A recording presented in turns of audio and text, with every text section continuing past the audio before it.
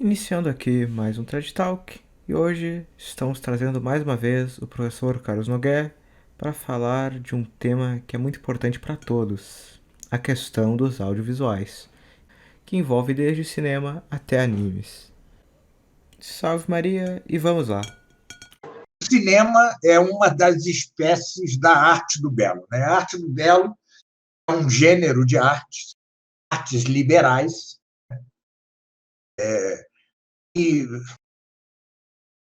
creio que até mim nunca ninguém havia falado nessas artes como um gênero, né? Mas creio também que no livro da Arte do Belo eu demonstro que se trata de um gênero, né?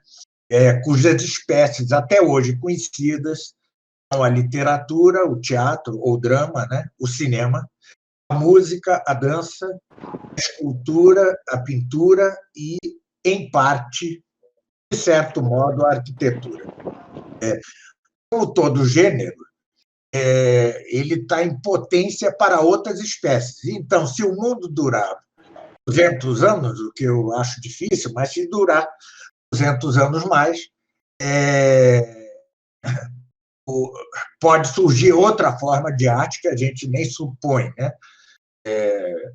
Alguns consideram certo tipo de fotografia, chamada fotografia artística, uma arte. Não chega a constituir uma espécie nova, porque ela se reduz à pintura, né? Quando a fotografia é uma arte, ela, na verdade, imita o pictórico, né? A pintura. Bem, ela não tem autonomia quanto arte, mas essas 7 artes são as atualmente artes. Tanto o gênero está em potência para suas espécies, e para espécies novas, portanto, o cinema só veio a surgir 6.000 anos, 7.000 anos depois de descoberta a arte da flauta e da cítara pelos descendentes de Caim na cidade de Enoque. Foi a última das espécies do gênero arte do belo que apareceu. E como sempre não disse isso no livro, para mim o cinema é a mais perfeita das artes. Eu, enquanto eu tenha de pontuar com o 12, que considerava o mesmo, né? E, infelizmente, é uma arte malograda por ter caído em mãos erradas. O 12 amava o cinema, certamente, porque ninguém que não amasse o cinema poderia escrever 80 documentos sobre o cinema como ele o fez. 80. Eu tenho 40, não consegui achar o restante. Então, só alguém que ame alguma coisa pode escrever tanto sobre ela, né? E ele diz exatamente isto. Poderia ter sido a maior das artes ao serviço da fé, da cristandade, do cristianismo, e, no entanto, caiu em mãos erradas. Razão porque, como um todo, o cinema é uma arte malograda. E eu gosto tanto de cinema, quando eu quero alguma coisa de Deus, né, eu lhe prometo, não vou ver filme por tanto tempo, e não vejo mesmo, né? Mas é uma buja para mim, é um verdadeiro sacrifício. Bem, além do mais, eu que fui ateu e me tornei agnóstico depois, então, católico, aos 47, 48 anos, já não lembro exatamente, eu passar de ateu a agnóstico, isso teve uma causa, um instrumento da parte de Deus, que foi um filme, né? O filme do russo Andrei Tarkovsky, O Sacrifício, que hoje eu sei que tem coisas gnósticas e tal, mas na época, para mim, foi suficiente para sair com a minha descrença abalada. Na época eu vi em cinema mesmo, com a tela grande e tal. Bem, mas o cinema, aliás, tem um problema, hoje é menos, né? Tinha um problema paralelo, além ele em si ter caído em mãos erradas, da própria sala escura, né?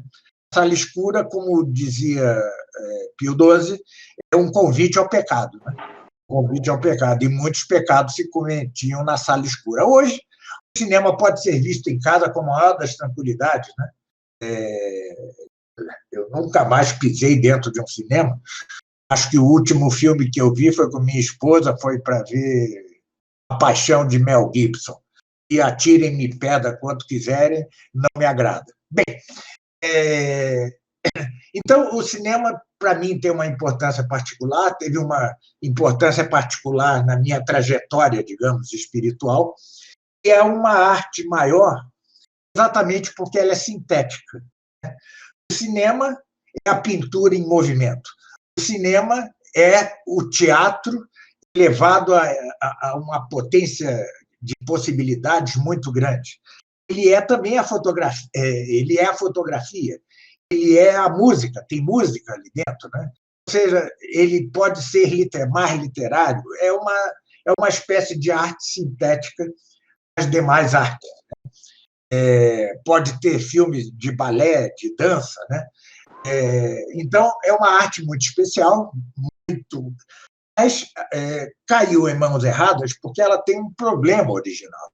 Ela requer, o cinema requer dinheiro, muito dinheiro. É a mais cara das artes, de longe. Mesmo um filme com baixo orçamento, um filme caríssimo que só um rico pode pagar. Olha, isso já faz que os artistas do cinema, os diretores cinematográficos, são ou deveriam ser os autores do filme, dependam de produtores, de gente rica, do Estado, ou seja, não tem a autonomia que tem um pintor, que tem um escultor, que tem um literato, né? Ou seja, que fazem tudo em dado lugar, sem depender intrinsecamente do dinheiro alheio. Bem, mas por que o cinema é uma arte do belo, né? É porque ele se enquadra na definição de arte do belo. Desculpe-me, eu vou ser um pouco teórico para poder cair no que eu quero dizer, né? Qual é a definição? Fique à vontade. Obrigado. Qual é a definição que eu dou de arte do belo no livro, né? É a arte de plasmar sobre certa matéria, seja o bronze, a estátua, seja o corpo dos dançarinos, ou seja, sobre certa matéria, obras mimético-significantes. O que quer dizer isso? Mimético porque, como dizia Aristóteles na Poética, essas artes elas imitam caracteres, ações e paixões. Então, essa é a definição aristotélica, né? Significante. Por que significante? Porque essa parte da definição já é minha. Porque eles significam dada ideia. Todo filme, toda peça teatral, toda escultura, toda pintura expressam uma ideia. Né? Assim, uma paixão de Bach expressa a ideia da paixão de Cristo. Um filme muito bom chamado Um Condenado à Morte Escapou, feita por um católico francês. Esse filme quer expressar aquela passagem evangélica que diz o Espírito sopra onde quer. Então, a arte de plasmar sobre certa matéria obras mimético-significantes e belas, tem de ser bela, né? A razão eu explico suficientemente no livro. Um filme, uma estátua, não sei o quê, que não seja bela, não são nem obra da arte do belo. E para que algo seja belo, é preciso ter 3 notas, né? Integridade, ou seja, se nós lemos um romance que esclarece o que ele veio dizer no final, né? Então, ele não está inteiro, faltou algo. Tem de ter consonância ou harmonia, ou seja, assim como a beleza física de alguém implica harmonia entre as partes, assim também há de haver consonância ou harmonia entre as partes e claridade. Se vemos a peça teatral obscura, ou seja, que você não entende, e está ruim, não é bela essa obra de arte. Claro que devemos entender isso de modo correto. Às vezes, um filme, por exemplo, não é belo, quer dizer, não é compreensível para a maioria das pessoas porque não tem treino artístico para entender o filme. Ou uma sinfonia, por exemplo. Agora, no curso do Apocalipse, eu mostro como o cinema desse Andrei Tarkovsky, tirante o último filme, que tem algo de gnóstico, ainda tem algo ainda católico, é repleto de símbolos do cristianismo de difícil captação, assim como, eu faço uma analogia, uma profecia como o Apocalipse de São João não é fácil para qualquer pessoa. É preciso primeiro estudar, depois ler os exegetas, etc. Bem, às vezes é difícil por insuficiência do destinatário. Mas quando se trata de insuficiência da própria obra, então a obra não é bela. Bem, então, a arte do belo é a arte de plasmar sobre certa matéria formas mimético significantes belas para determinado fim. Qual é o fim? O fim é fazer que o homem tenda ao bom e ao verdadeiro, ao bem e à verdade, e se afaste do mal e do falso. Isso, essa arte consegue aquilo que Aristóteles chamava catarse. Catarse, né? Catarse. Em grego, catarse. Permite, você entra para ver um filme, como eu, com um sentimento de ateísmo, né? Sentimento no sentido latino da palavra estimatione, né? Estimação. Você entra com esse sentimento e o filme derrotou meu sentimento de ateísmo, né? Derrotou. Isso é catarse. Catarse é a purificação do sentimento e das emoções, de modo que a razão possa intervir melhor e propender a verdade ao bem. Bem, então, vamos catalogar todas as obras de arte, em particular os filmes. Né? Há aqueles filmes que simplesmente não são obra de arte do belo. Ou seja, ele pode ser até uma vida de Cristo muito bem intencionada, mas não alcança as notas do belo. Então, não se pode nem sequer ser considerado arte do belo, ainda que a intenção do diretor do filme fosse muito boa. O outro extremo, per diâmetro, né, está que a obra, dado o filme, ou dada a peça teatral, dada qualquer coisa, é perfeita. É perfeito em que sentido? Ele é perfeitamente belo, ele imita perfeitamente ações, paixões, caracteres, e ele significa perfeitamente aquilo que ele pretendia significar. Então, ele constitui uma obra de arte e faz aquele que assiste ao filme propender ao bem e à verdade, e afastar-se do mal e da falsidade, como aconteceu comigo. Vejam, o filme não é capaz de provar a ninguém que ele está errado, que a verdade está com a religião católica. Isso nenhum filme é capaz de fazer. Mas ele é capaz de fazer você propender a coisa, né? Tender a coisa. Então, esse é o filme perfeito. E no meio da coisa, você tem vários graus intermediários. Às vezes, a intenção do diretor do filme é ótima. Tá? Por exemplo, eu cito no meu livro o filme Vertigo, Um Corpo que Cai, do Alfred Hitchcock. Aquele é um filme, pode parecer que é um filme comercialzinho e tal, não, mas é um filme que fala de queda, redenção, simbolicamente, como deve ser a arte, aliás. E, no entanto, ele peca por uma coisa, ele tem cenas de beijo entre um casal adúltero, que são cenas eróticas. demasiado eróticas. Além de que os que estão se beijando ali são pessoas de carne e osso. Né? Não é uma pintura, são pessoas de carne e osso se beijando, cenas altamente eróticas. Isso, como eu mostro no livro, ocasiona aquilo que Santo Tomás chamava distractio, ou seja, distração. Então, o filme quer me conduzir a uma coisa boa, a uma ideia boa, que é a queda e a regeneração dessa queda. Né? Uma ideia bem católica, bem cristã. Mas eles nos faz, no meio do filme, desviar-nos para a potência concupiscível. Né? Ou seja, é tão forte a cena, é tão erótica que você cai inevitavelmente pelas sequelas do pecado original. Então, mantenhamos-nos nesses 3 níveis para simplificar a coisa. Temos aquele filme que, independentemente... Não, desculpa, eu tenho de dar outro.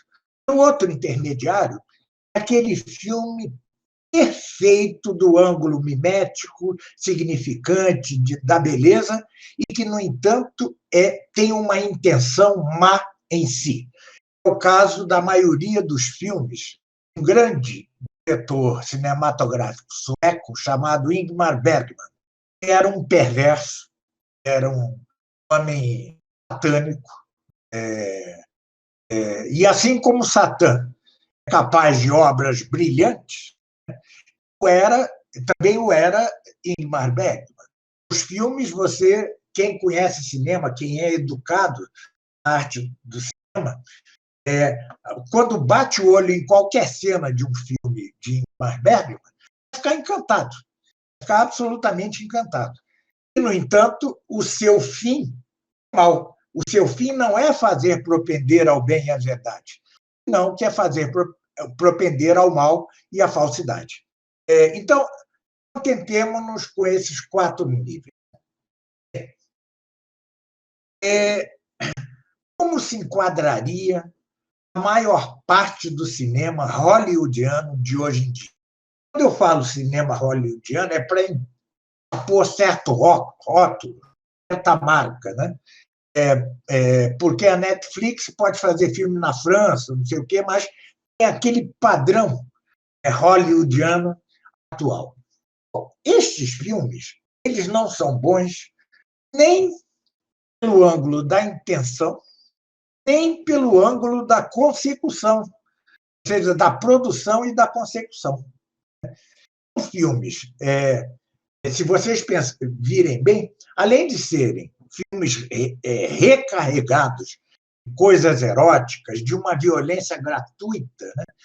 Violência o sangue pelo sangue, carro batendo em carro correndo pela rua, não sei o quê.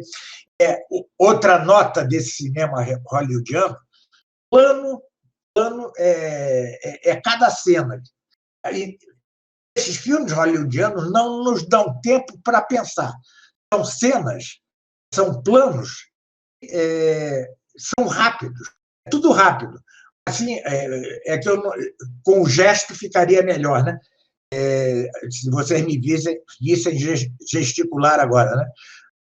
São planos múltiplos, um atrás do outro, não te dá fôlego, né? Com muito sangue, muita violência, muito sexo, em geral com a câmara, né? A câmera, o que se chama câmera no Brasil, o correto é câmara, a câmara balançando o tempo inteiro, né?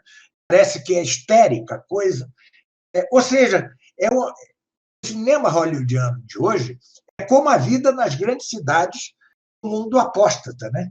É um mundo de sexo, de violência e de feiura, porque essas coisas, esses planos que se sucedem a uma velocidade incrível, né?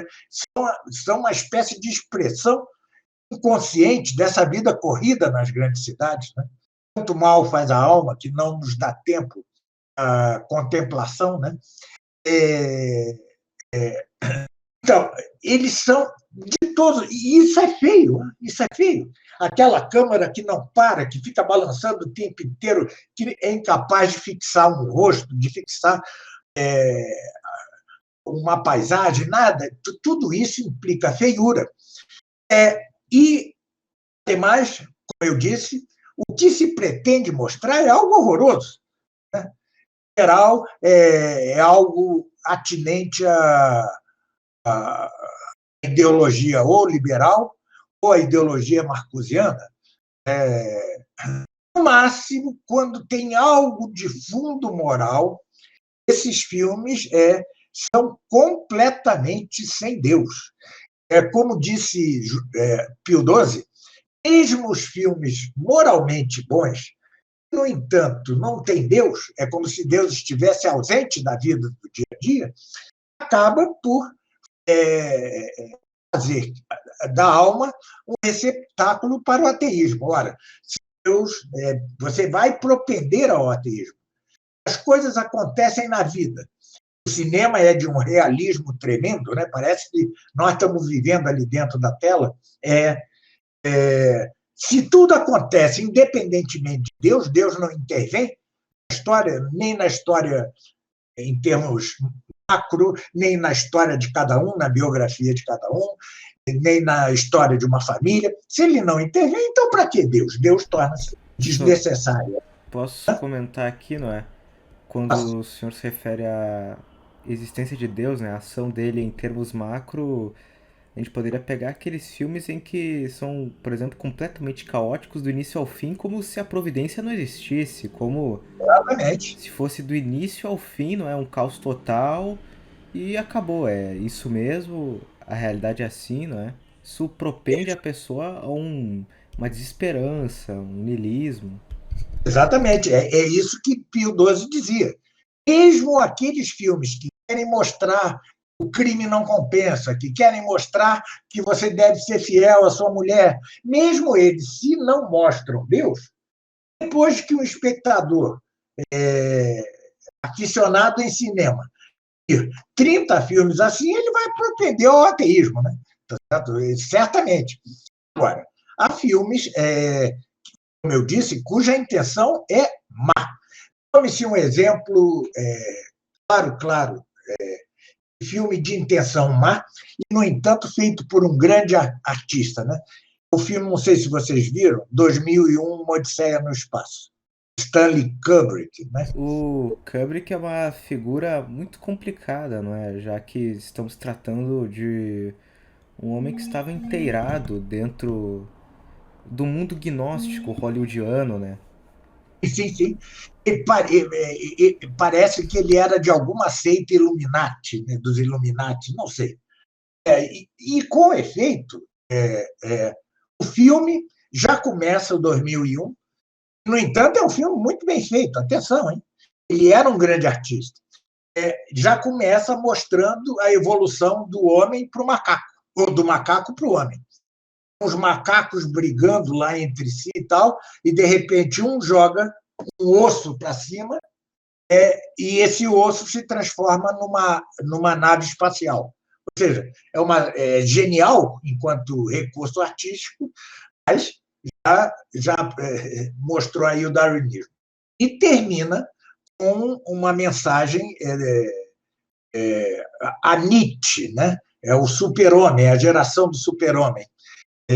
E, ao longo do filme, há 1000 símbolos gnósticos, há 1000 símbolos maçônicos, impressionante.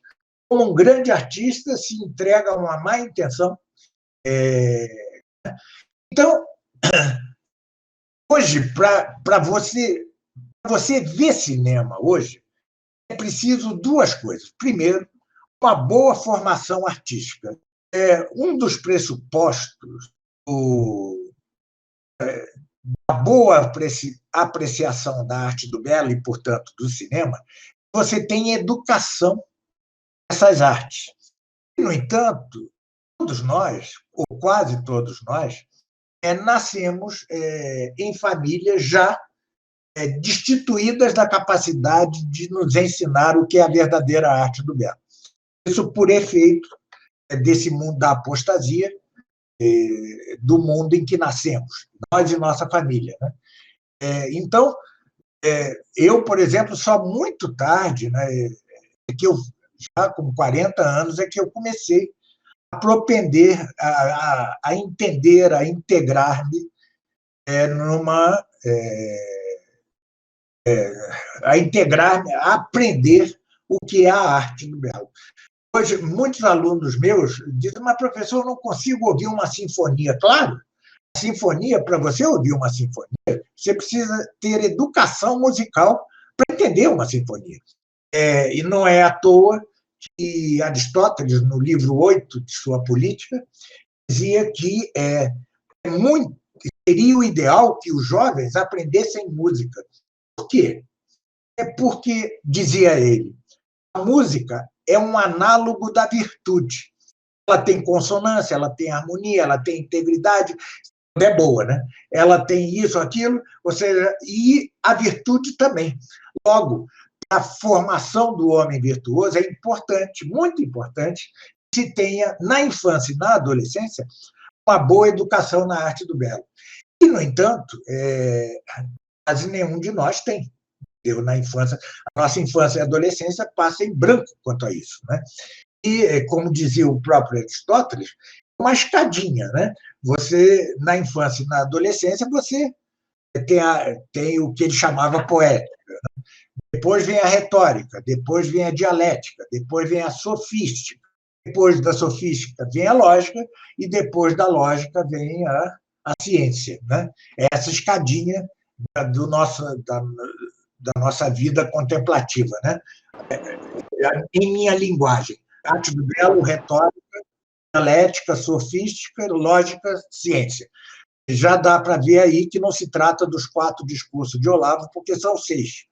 Então,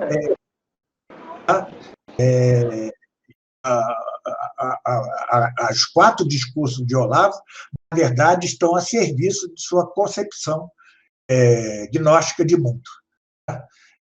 Bom, mas, então, nós, quando começamos a estudar Santo Tomás, não sei o quê, nós queimamos etapas, né? Nós não passamos pela etapa da arte do belo, nós não passamos pela etapa da retórica, nós não passamos pela etapa da dialética, e tudo isso nos traz problemas, né? Porque nós vamos fazendo coisas em idades erradas. Isso é a realidade do mundo de hoje. E não por nada o mundo de hoje se tornou anticristão. Por quê? Porque lhe falta ser cristão implica a fé. A fé é uma virtude infusa. Mas infusa onde? Na mente. Então, a mente é um recipiente, é um vaso. E esse vaso está rachado por uma má formação artística, está rachado por uma má formação de doutrinas erradas, etc., a fé tende a escorrer pelas fendas desse vaso. Desculpa, pode falar aí.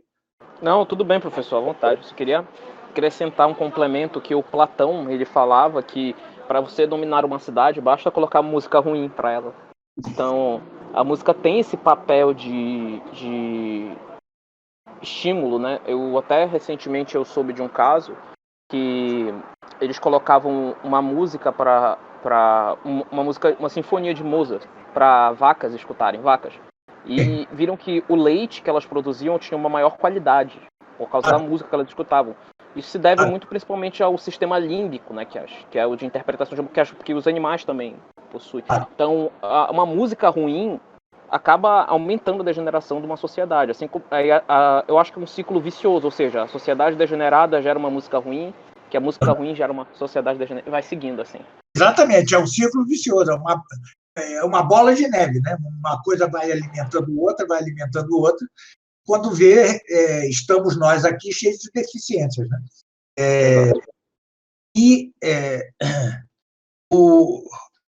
Veja, hoje o cinema tem tanta importância como a música, talvez mais. Hein? A música que nos é oferecida em doses cavalares é uma música sentimentaloide, né? Isso para quando não se trata de funk. Mas tá, as pessoas mais ou menos bem educadas não gostam de funk, claro. Mas gostam de música romantiquinha, não estou falando do romantismo musical, não, que é algo mais complexo, pelo menos música erudita. Eu digo essas coisinhas de amor, né? Que vem dos Estados Unidos. Ou seja, nós compramos o American Way of Life, né? Nós compramos o modo americano de vida, de viver, e nesse pacote tremendo tem essa música romantiquinha, chatinha, com todo mundo sonhando pelo amor que não frustrado, a namorada que te deu fora, e esse cinema terrível. O cinema americano já teve grandes diretores, né? Em geral, eles eram católicos, liberais. Era o caso de um Frank Capra, era o caso do Alfred Hitchcock, o caso de John Ford. Eram grandes diretores, mas católicos liberais. O Frank Capra, por exemplo, gostava muito do distributismo do Chesterton. Ele fazia filmes em que ele edulcorava a realidade dos Estados Unidos. Mas o filme é bom, ou seja, porque ele edulcorava de tal modo a vida americana que parecia que a vida americana era boa. E ele não fazia isso por malícia, ele fazia isso porque era um liberal. Houve grandes diretores, mas a massa do cinema americano é feita para derrotar a lei natural, ela é feita para derrotar o cristianismo, ela é feita para derrotar tudo que há de melhor. Tudo, tudo, tudo, tudo. E isso mesmo antes da Segunda Guerra Mundial.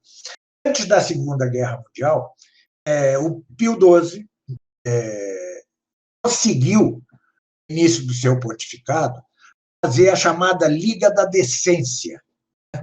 Ele se uniu a protestantes, alguns judeus, poucos, porque a maioria era perversa, mas ele se uniu a judeus, a protestantes, e eles conseguiram criar a Liga da Decência, que fez com que, durante um tempo, eu acho que quando ele já era secretário de Pio XI, ele já promovera isso. Então, eles conseguiram, por um tempo, os estúdios de Hollywood maneirassem um pouco, né? Maneirassem um pouco. Mas depois da Segunda Guerra, aquele namoro meio imoral entre catolicismo e liberalismo foi por água abaixo, né? O cinema foi se tornando cada vez mais imoral. Os heróis dos filmes passavam a ser os bandidos. Um filme cujo nome esqueço é a história de um empregado que vai atrás de um ladrão de banco. O filme inteiro, com Henry Fonda, o ator principal, que, aliás, sempre foi meio comunistoide. Então, ele persegue o ladrão, persegue o ladrão, persegue o ladrão, até que, numa encruzilhada de caminhos, um que dava para os Estados Unidos e outro para o México, né, ele consegue ter o ladrão sob a mira de seu revólver. Ele mata o ladrão, o herói, Henry Fonda, mata o bandido, o ladrão, pega o dinheiro dele e vai para o México. Você veja, o herói é um bandido, né? Isso daí foi a marca do cinema do pós-guerra norte-americano. Depois, com a revolução cultural que se inicia, sobretudo no final da década de 50 e início da de 60, com a influência da Escola de Frankfurt, então, aí os cinemas, né? Aí os filmes se tornaram francamente sexualizados, né? Ou seja, sexo livre, tudo quanto vai contra a lei natural e contra o cristianismo. Então, o cinema americano é um foco de maldade. Claro que não só ele. Também na França, diretores cinematográficos com grande talento se entregam à chamada Nouvelle Vague. Mas essa Nouvelle Vague também está naquela linha da revolução cultural frankfurtiana que vai dar no maio de 68 francês, né? Que foi a primeira revolução concreta marcusiana, né? Cujas bandeiras centrais é proibido proibir e a imaginação no poder. Olhem que interessante. Sempre se entendeu que no poder estava a inteligência, que a vontade seguia a inteligência e a imaginação seguia a vontade. Era assim em Adão e Eva, né? Deveria ser assim, e é assim, de alguma forma, com a graça que sanante, né? Que é regeneradora. Na Revolução Frankfurtiana, nós temos uma inversão. Primeiro, a primeira inversão é com Duns Scott, que põe a vontade no trono em lugar da inteligência. Ora, isso vem durando pelo humanismo, pelo Renascimento, pelo liberalismo, Revolução Francesa, Revolução Comunista, a vontade sempre no lugar da inteligência. A inteligência é que estava sempre à vontade. Nesta última revolução, você tem um novo destronamento, né? Você destrona a vontade e põe no trono nada mais que a imaginação. E é por isso que quem nasce homem quer ser mulher, nasce ser humano quer ser réptil, quer ser satã, quer ser qualquer coisa, faz operação plástica para esticar as orelhas e tornar-se um elfo. Enfim, tudo isto está naquele cinema chamado Nouvelle Vague francesa, né? E mesmo autores católicos, como Robert Bresson, grande autor católico, fez o melhor filme sobre Joana d'Arc, acabam por incorrer isso, em nus, em cenas de sexo, etc. E tal. Ou seja, isso junto com o Vaticano. E tudo junto. Aconteceu tudo ao mesmo tempo. Né? Ou seja, os próprios católicos, com a frouxidão moral que decorre do Vaticano II, os próprios melhores cineastas católicos acabam por incorrer na mesma onda sexista, sobretudo sexista, se impõe já no cinema americano do pós-guerra, sobretudo, já tinha antes, hein? Mas nisso mesmo é que se fez a Liga da Decência. E depois, pós-guerra e, sobretudo, depois da década de 60. E o que nós temos hoje, com essas séries, com esses filmes da Netflix, com as novelas de TV, as novelas de TV não são senão um cinema degradado, né? Tudo isso que prende a atenção. O mal, ele é capaz de hipnose, né? Ou seja, prende a atenção das pessoas, né? Tudo isto, sobretudo a música e o cinema, são as artes com capacidade de mais influenciar as multidões, né? E Platão tinha toda a razão. Por isso diz o padre Caldeirão, com toda a razão, que se Platão acordasse hoje, ressuscitasse hoje e ouvisse um canto gregoriano, diria: eis a música que eu queria para a minha cidade. Platão tinha perfeita noção disso, né?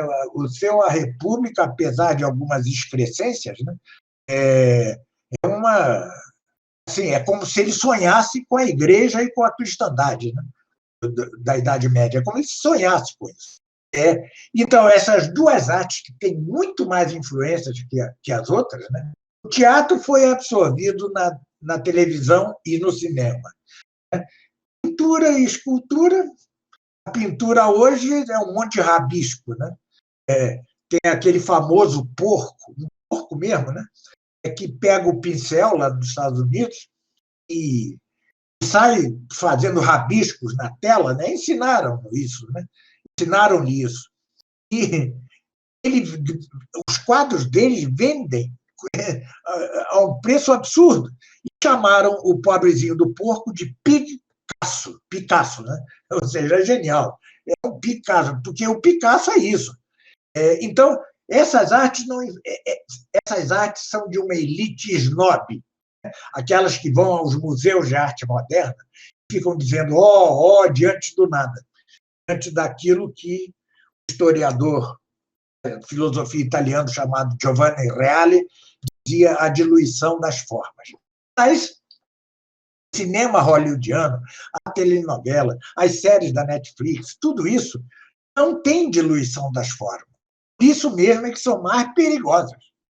Porque, ou seja, não são coisas que irritem os olhos, os ouvidos, não irritam. Não ser um filme, realmente um filme de ação norte-americano, carro batendo em carro, tiro para lá, tiro para cá, só não irrita quem está acostumado com rock, heavy metal e funk, né? Só assim, né? Mas o mais perigoso são aquelas baladinhas românticas. O mais perigoso são aquelas novelinhas. Né? Vocês já viram que novela da Globo, né? Eu vejo quando estou num restaurante e tal,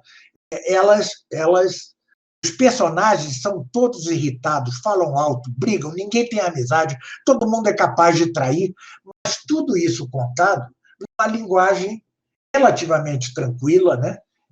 Insossa, mas tranquila, não irrita os sentidos, assim como um foco de luz muito forte irrita a visão.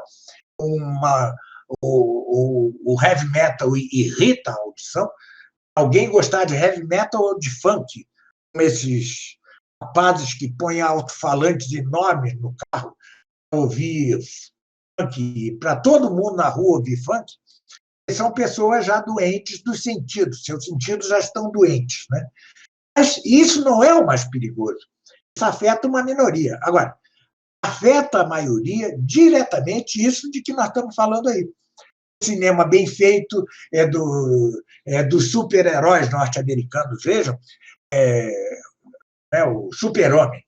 Super-Homem, meus amigos, na origem é uma paródia de Cristo. Ele nasce de uma virgem, certo?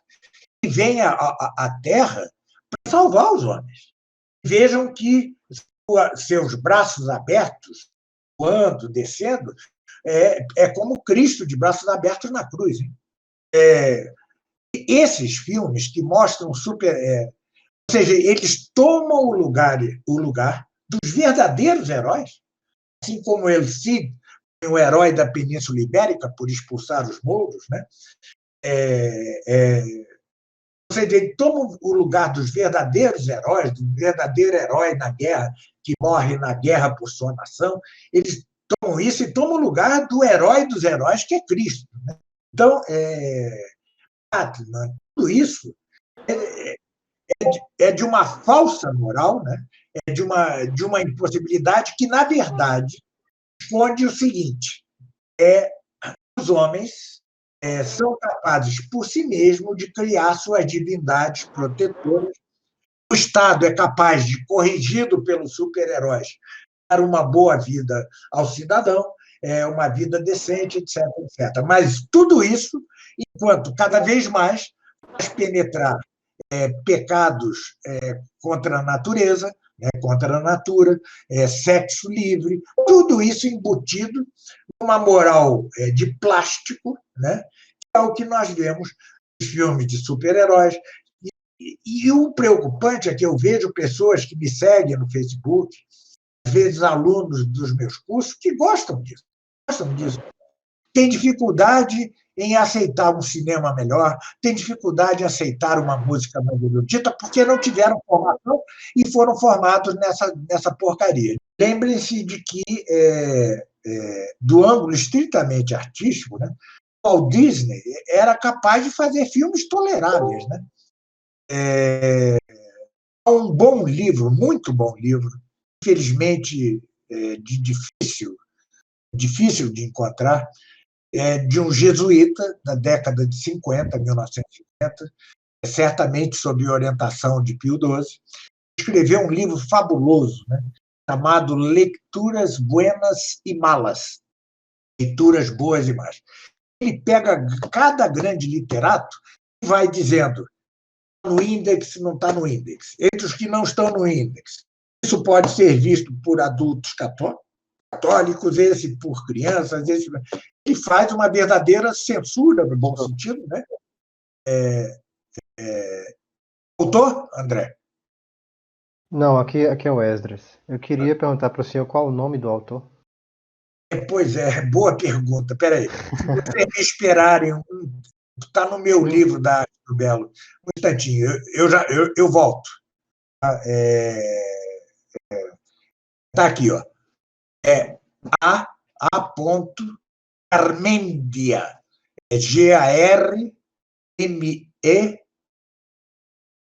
N de nariz, E de dado, IA. Garmendia. E O-D-D-E, o último o sobrenome. Otaola. O-T-A-O-L-A. Jesuíta, SJ, né? E o livro se chama Lecturas Buenas y Malas a la luz del dogma e de la moral. É fabuloso. É um verdadeiro guia. Ele não acerta em tudo, porque você imagina, ele formou uma equipe, né? E imagino que analisar a obra de todos os literatos, né, de todos os tempos.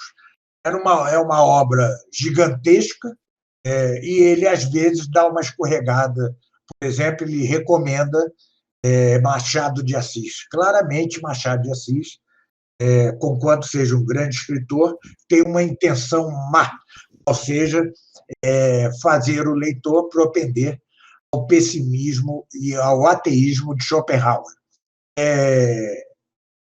Lembro-me, eu que fui ateu, né, desde jovenzinho, né, me lembro que, no fim do seu livro Memórias Póstumas de Brás Cubas,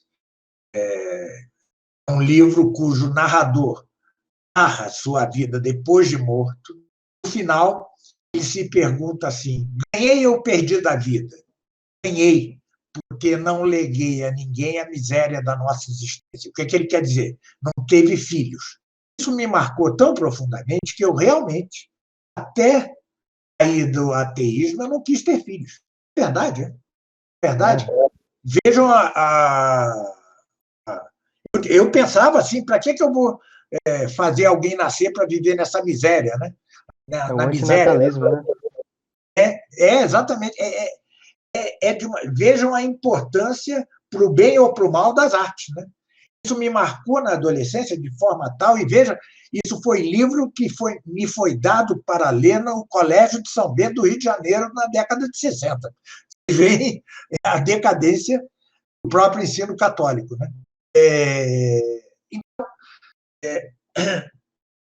Então, lá ele faz, nesse livro, Lecturas Buenas y Malas, ele faz uma catalogação geral. Seria preciso fazer isso também para os filmes. Por exemplo, o Walt Disney. Ele tem filmes que, se não são católicos, pelo menos não fazem mal. Bambi, Dumbo, nada disso faz muito mal. Você pode deixar a criança assistir, até para não esticar demais a corda. Já há filmes dele, como Fantasia, desenho animado, e ou é um elogio da bruxaria, ou é um elogio do darwinismo, por incrível que pareça, do evolucionismo. Ou seja, então, você hoje, mesmo católico, está meio indefeso diante de tudo isso. Primeiro, a Igreja, pelo menos a hierarquia oficial, abriu mão do ensino da moral, né? Abriu mão do ensino da moral e do ensino da boa arte.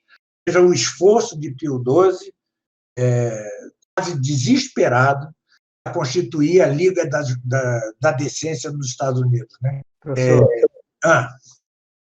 desculpa lhe interromper, eu queria saber a sua opinião acerca desses filmes de história de fada, de Cinderela, essas coisas, que gostam de dar para as crianças assistirem. Isso não é danoso de alguma forma? Ou é só assim, infantil mesmo? Há entre os católicos um debate, uma disputa sobre isso. Essa disputa se dá aqui em casa, por exemplo. Porque minha mulher é chestertoniana, né? Ela gosta de Chesterton. Chesterton defendia os contos de fadas, né? E tinha lá suas razões. Ele tem textos sobre os contos de fadas, diz que prepara a alma das crianças para o cristianismo e tal. Eu já não acho. Não acho.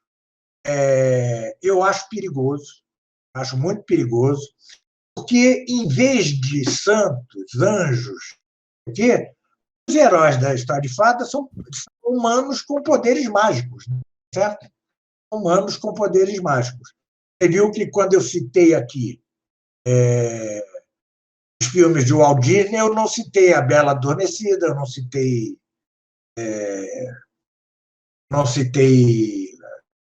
aquele outro dele.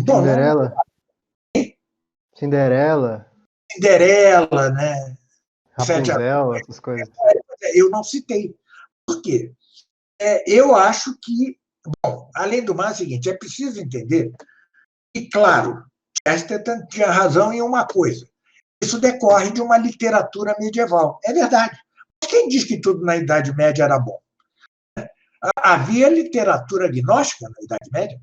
Por exemplo, o ciclo bretão dos Cavaleiros da Távola Redonda, que era o mago Merlin, se não uma figura gnóstica. Todo o ciclo da busca do Santo Graal, todo o ciclo dos Cavaleiros da Távola Redonda, todas essas lendas medievais nascem daquele fundo pagão do povo bárbaro que foi evangelizado. Ou seja, nada neste mundo é perfeitamente católico, né? Ou seja, só os santos, etc. Este fundo é a mesma coisa que o romantismo do século XIX. O romantismo, os artistas românticos, como diz Rubén Calderón Bouchet, que é o pai do Padre Calderón, ele diz: o romantismo tem uma grandeza. Qual é a grandeza? Se volta contra aquela coisa fria, racionalista do classicismo, né? Daquele neopaganismo classicista. Então, tem uma grandeza, mas, diz o Rubén, a grandeza dos infernos, que eles querem voltar à Idade Média, mas voltam à Idade Média gnóstica, certo? A Idade Média dos cátaros, que foram os principais divulgadores da literatura, da poesia gnóstica na Idade Média. E nós poderíamos... Só para vocês verem a dificuldade disso. Divina Comédia de Dante, é uma obra gnóstica. Né? Na linha de Joaquim de Fiore, né? É o milenarismo de Joaquim de Fiore e dos espirituais franciscanos. Você vê na Divina Comédia, que é genial, por outro lado, né? Você vê, por exemplo, uma raiva da igreja ao chamá-la de lobo voraz. Então, a Idade Média teve seus problemas também. Mas diga. Como o Wesley já havia dito, não é? Por exemplo, sem entrar nos arquétipos mais avançados, como o véu, etc., que são próprios para obras mais complexas, como o senhor mesmo citou, não é? Na Divina Comédia. Se nós formos pegar as coisas mais grosseiras, por exemplo, unicórnios, os gnomos, os duendes, isso daí que antes representavam algum arquétipo, alguma coisa relacionada a algum paganismo, uma gnose, não é? Começaram a ser massificadas e introduzidas em desenhos, por exemplo. Mas antes disso, lembre-se que no mundo protestante, os irmãos Grimm foram os primeiros a resgatar esses contos de fadas. Aliás, se você ler os contos originais dos Grimm, né, dos irmãos Grimm, vocês vão ver que brutal é. A coisa é erótica, é sanguinária, é uma coisa tremenda, esses contos de fadas dos irmãos Grimm. O cinema de Walt Disney pega isso, atenua um pouco, mas continua a ter fadinhas, fadas e bruxas, em lugar de anjos e de demônios, né? Certo? Então, isso é muito perigoso. A literatura medieval, durante a literatura espanhola, que foi espetacular, o grande poema medieval espanhol, que foi El Cantar del Meu Cid, Cantar do Meu Cid, que foi expulsou os mouros da Península Ibérica, é de um realismo impressionante, né? É no chão. Os outros não. Você vê, né, os heróis daquelas novelas de cavalaria, ele com um golpe só de espada matava 1000 inimigos, né? Ou seja, isso tem algo de prejudicial.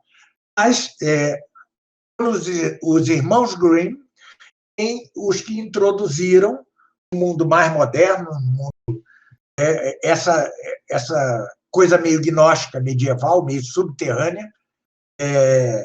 E, hoje em dia, então, eu, particularmente, sem achar que seja uma coisa de bicho de sete cabeças, que a criança que viu esses filmes, Walt Disney, A Bela Adormecida, Branca de Neve e os Sete Anões, Cinderela, sem achar que isso deforme, pelo menos os filmes, né, de Walt Disney, deforme para sempre uma criança, não creio. No entanto, não acho saudável, não. E perdoe-me, Chesterton, mas ele estava errado. Enfim, mas isso, lutar contra esses desenhos animados de Walt Disney é dificilíssimo, e mais que isso, né? São muito menos graves deixar as crianças ver esses filmes de Hollywood sexualizados e tal. É menos grave, hein? Numa gradação de gravidade, até que é menos grave. Mas diga. Então, professor, já pegando o gancho, eu queria fazer 2 comentários e já puxar o próximo assunto. Primeiramente, o senhor falou dos irmãos Grimm, que eles eram protestantes e tal, e eu fui muito exposto na infância aos contos dos irmãos Grimm. Eu passava horas lendo, né, porque eu lia muito, enfim, mas não me davam livros muito edificantes para ler. E eram realmente bastante violentos. Há versões originais, digamos assim, desses contos de fadas da Disney estão justamente nessa matriz aí dos irmãos Grimm. Eles pegaram muita coisa, o Walt Disney. Só que eles dão aquela maneirada. E aí eu vejo muita gente não, eu vejo algumas pessoas no meio católico dizendo que há um certo teor gnóstico nesses desenhos, como Branca de Neve, que há alguns símbolos. Eu não sei dizer até que ponto, eu não adentrei nisso, mas já vi algumas vezes algumas pessoas acusando esses desenhos de terem uma simbologia gnóstica ou estranha, né? Agora, para citar um exemplo que você falou da Idade Média, o pessoal romantiza a Idade Média, que tudo que é da Idade Média é bom. Só para lembrar que a Idade Média produziu o Roman de la Rose, que é um poema de amor cortês que é péssimo. Péssimo. E acabou com a imaginação da aristocracia da época. Todo mundo leu aquilo e ficou cheio de ideia errada na cabeça. E agora, já puxando o próximo assunto, você falou dos desenhos. Tá muito em voga agora se produzir desenhos com um teor mais adulto, né? E aí a gente entra tanto nos desenhos ocidentais, como também em animações japonesas, que eu acho suspeito que é disso que o André queria falar. Coitado. Tá até agora no mudo. Então, eu queria... Já vi algumas opiniões e que a princípio eu concordei de que esse tipo de entretenimento ele embrutece o intelecto, né? Porque existem categorias naturais de, digamos assim, percepção intelectual na criança, que ela vai crescendo e vai saindo daquilo que é mais infantil, né, para o que é mais adulto. É uma evolução da forma, digamos assim. Com certeza. E não seria, de certa forma, muito perigoso que adultos ou jovens adolescentes estejam consumindo esse tipo de entretenimento que infantiliza. E aqui eu falo dos desenhos tanto ocidentais quanto dos orientais, fora toda a imoralidade que está presente nisso, né? Eu concordo plenamente. Ou seja, o desenho é para a infância, né? O desenho é para a infância. Né? Você pode, na adolescência, ter aqueles desenhos do Asterix, né, que eu acho geniais. Não são católicos, mas geniais. É uma brincadeira para adolescente, pode, né? Mas quando você já tem 16, 17, 18 anos, ou quando é adulto, ver desenho me parece uma regressão mental. Né? Quando eu digo que há bons filmes em Walt Disney, esses filmes em que aparecem animais personificados, como Bambi, Dumbo e tal, humanizado, né? Isso é tradicional na literatura. Sempre a literatura humanizou os animais para não tem maior problema, mas é para ser visto por criança, né? Não para ser visto por adulto. O adulto tem de cada vez mais penetrar no filme, na área do grande cinema. É difícil. É tão difícil como as sinfonias de Anton Bruckner. Ou seja, é preciso educação artística para você conseguir ver esses filmes, né? Hoje, os jovens, mesmo os católicos, dizem: professor, o filme é em preto e branco. E daí, meu filho? Qual é o problema do filme em preto e branco? É porque os sentidos dele, a imaginação, os sentidos já estão moldados essa forma horrorosa do cinema hollywoodiano, pasteurizado, né? Eles são incapazes de ver um filme em preto e branco porque acham que é antiquado. Eu sempre recomendo um filme do Andrei Tarkovsky chamado Solaris, né? E ele, feito sob o regime comunista, de usar metáforas para não ser proibido e tal, mas a tecnologia do cinema não é a tecnologia do cinema americano, né? Então, as naves espaciais eram mais antiquadas, né? Quer dizer, você via meio que não era real e tal, e todo mundo se escandaliza com isso, né? Mas, meu filho, basta ver um quadro de um grande pintor da Idade Média, como Fra Angelico, para você notar que ele não era realista, né? Ele não usava perspectiva, ele não usava coisa que só veio depois. Então, ou seja, as pessoas estão acostumadas com essa subarte hollywoodiana, né? Realmente faz parte do American Way of Life, esse mesmo modo de vida americano que destruiu a cidade, a sociedade japonesa no pós-guerra, né?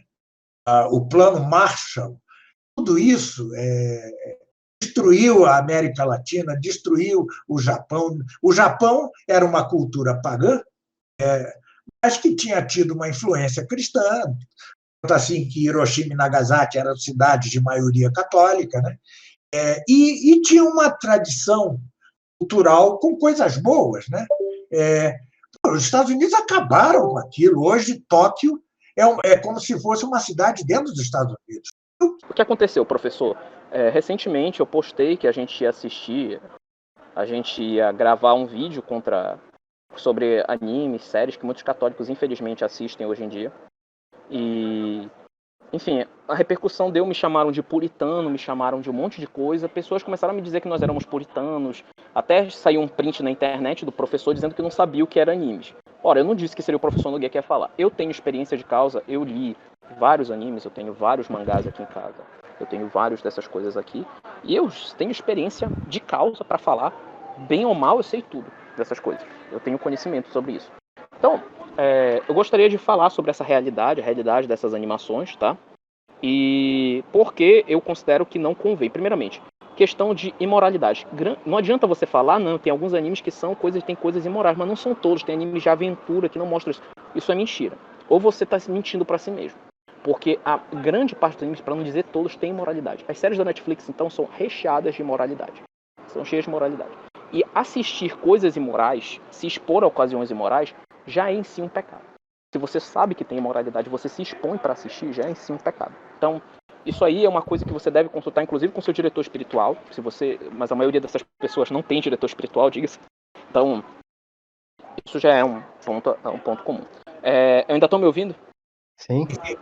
Tá, beleza. Segundo, falando sobre essas animações, eu queria falar sobre a questão da questão da mentalidade. A questão que é criada uma mentalidade por meio dessas animações. Primeiramente, eu queria abordar sobre a questão do sentimento nelas. Animações japonesas, eu já assisti basicamente todas. As animações japonesas retratam os sentimentos de uma forma muito exagerada. Ou seja, os sentimentos nas animações japonesas são retratados de forma extremamente exagerada.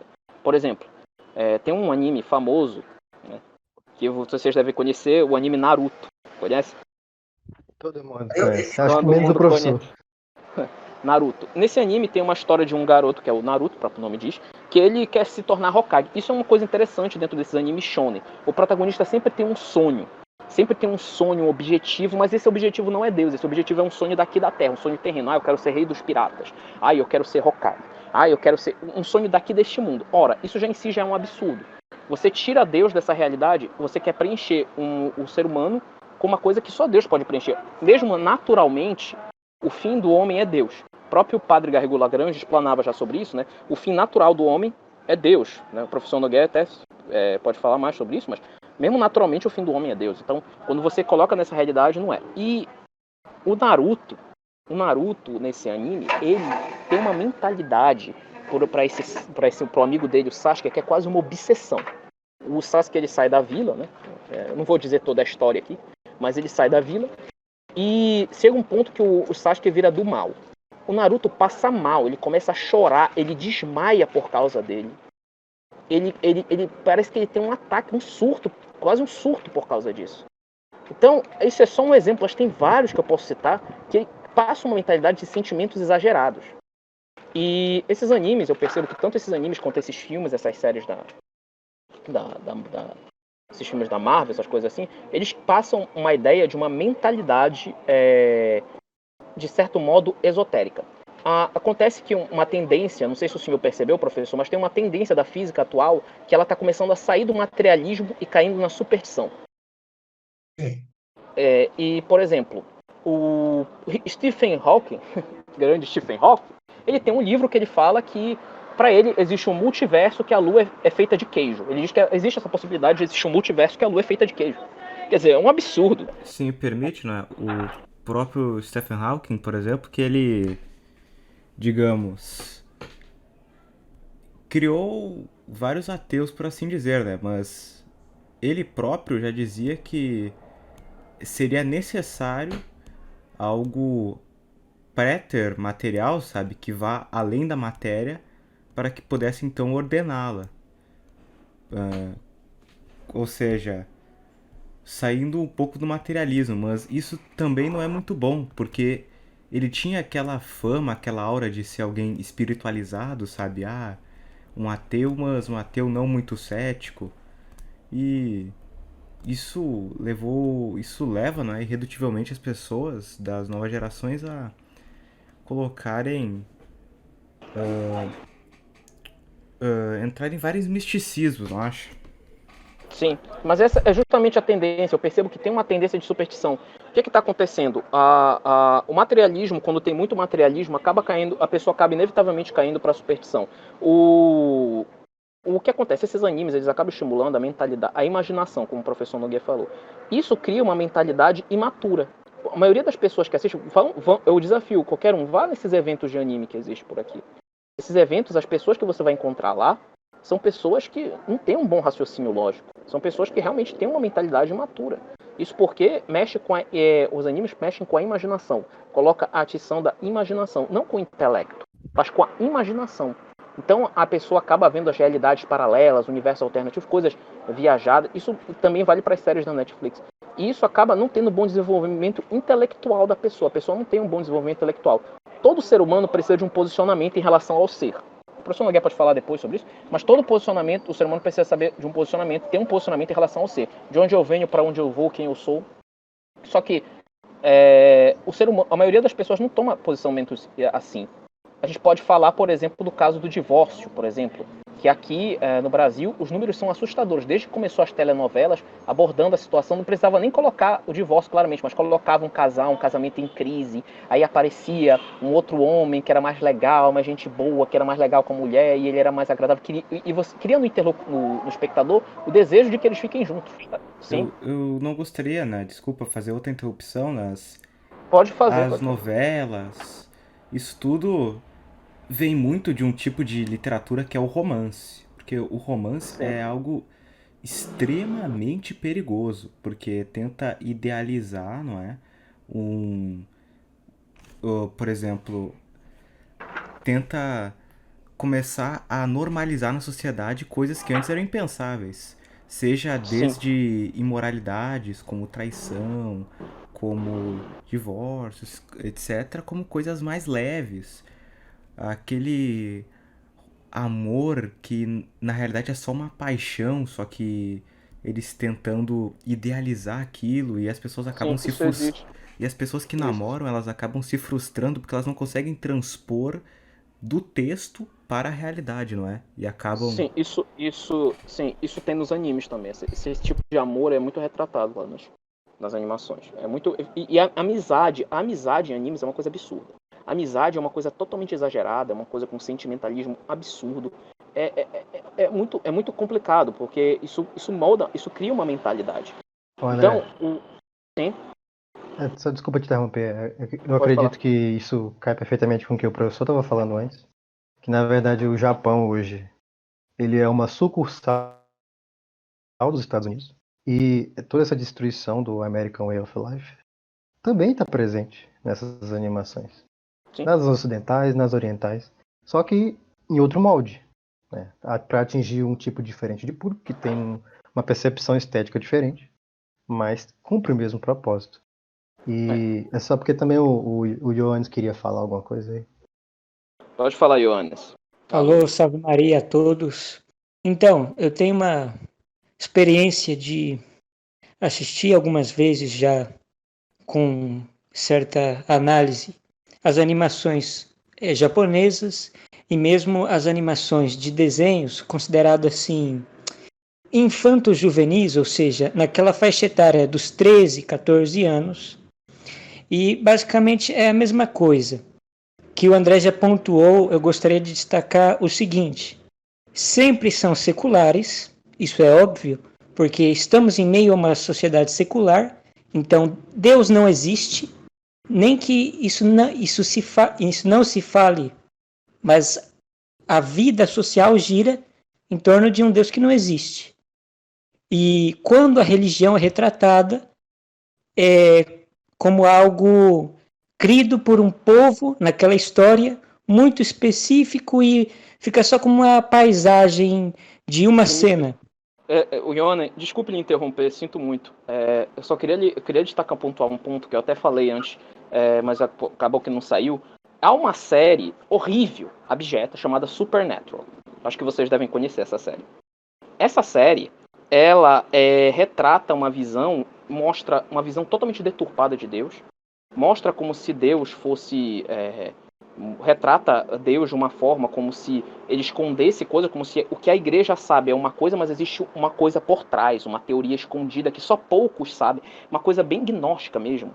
E aí passa a mentalidade como se a igreja não soubesse disso. Esoterismo, né?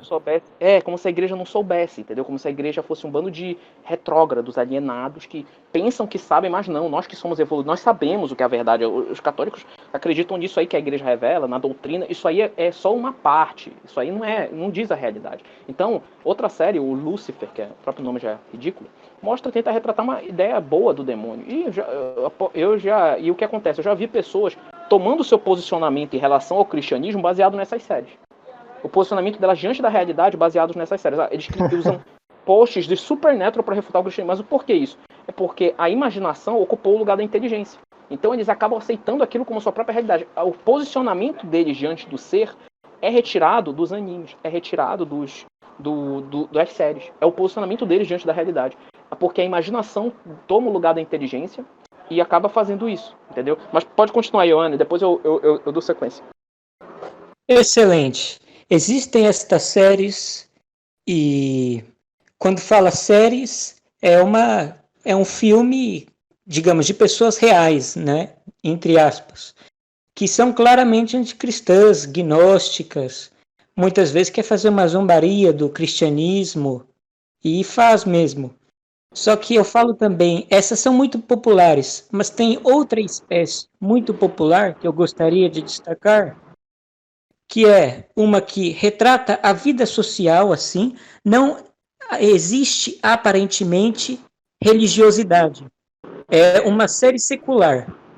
Só que ela possui um começo, meio e fim, tem seres humanos, e é como se a moralidade e a religiosidade não saísse da série. Porque, vamos lá, começa contando a história de um garoto longamente, com episódios e episódios, capítulos e capítulos, e no final acaba exprimindo um garoto que conseguiu uma felicidade que, mesmo que só se aparente de modo natural, tem algo por trás disso. Pela estabilidade dessa felicidade, demonstra o quê? Que ele atingiu uma felicidade quase que religiosa, divina.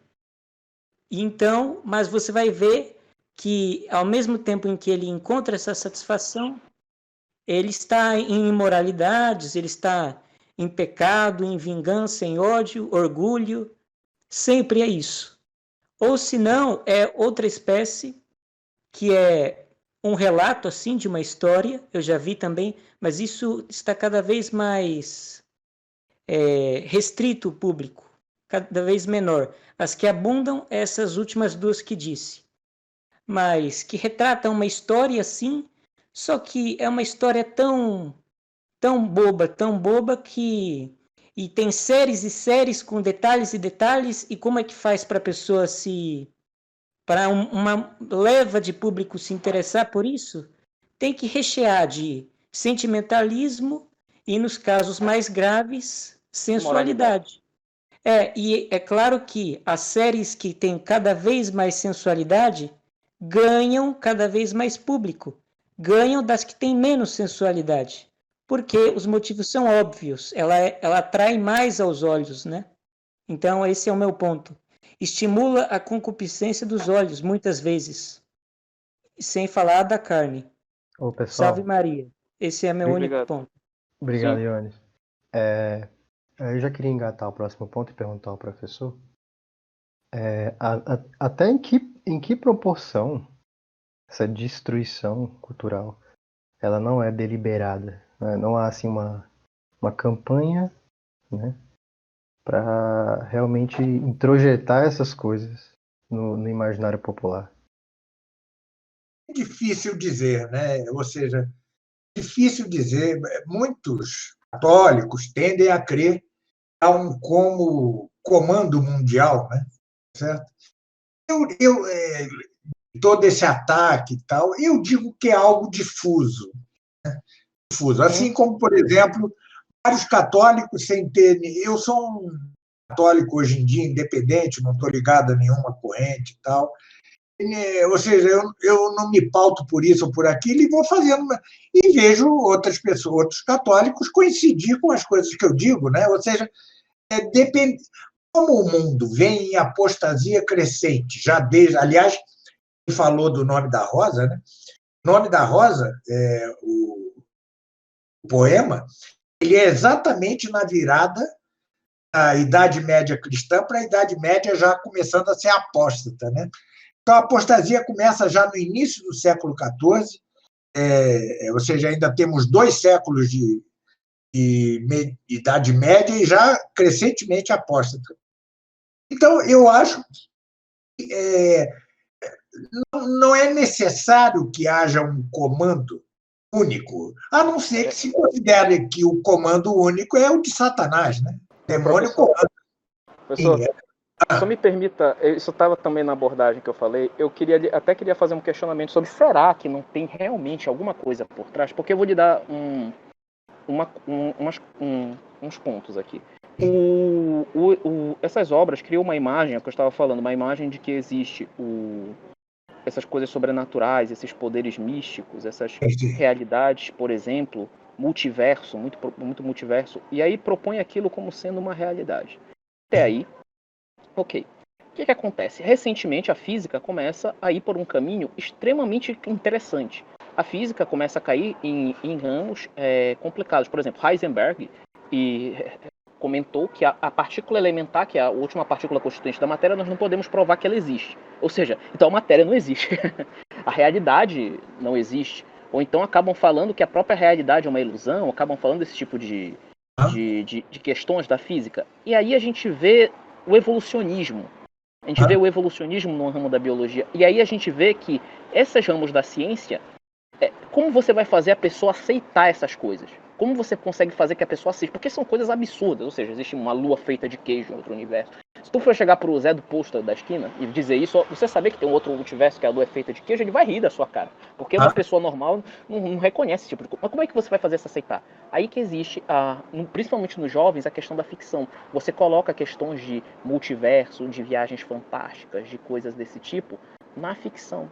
Então aí a pessoa começa a acreditar nessas questões de multiverso, questões de superpoderes, questões de energias, questões de espírito, e isso acaba criando uma mentalidade. A questão é, até que ponto isso seria realmente deliberado? A gente sabe que existe, claro, o Satanás, né, que faz, mas a gente sabe que também existe a maçonaria por trás, né?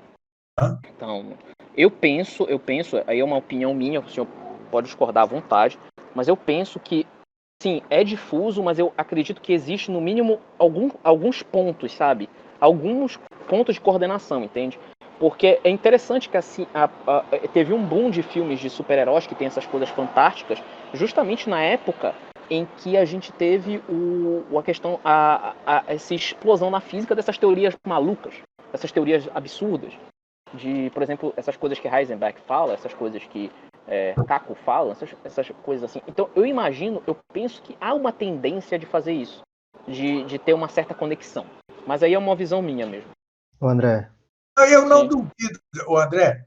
Eu não sou contra o que você diz, não. Eu só digo que, além disso, se é que isso há, e pode haver perfeitamente, a maçonaria pode atuar nisso, coisas que a gente nem sabe, mas, de qualquer forma, como o mundo é apóstata, né, é fácil que essa coisa se difunda. Alguém viu, por exemplo, Stephen Hawking dizer que realmente o mundo foi criado do nada, mas por si mesmo. Ou seja, isso mexe com a imaginação da pessoa, ela pode reproduzir isso, né? Esse multiverso, todas essas bobagens. Agora entra Wolfgang Smith, que é um gnóstico, que tem toda a aparência de combater tudo isso para cair em outra crendice, né? Ou seja, as pessoas vão lendo isso e ficam meio vulneráveis. Mas eu concedo perfeitamente que haja certos diretores, eu não quero. Eu só não.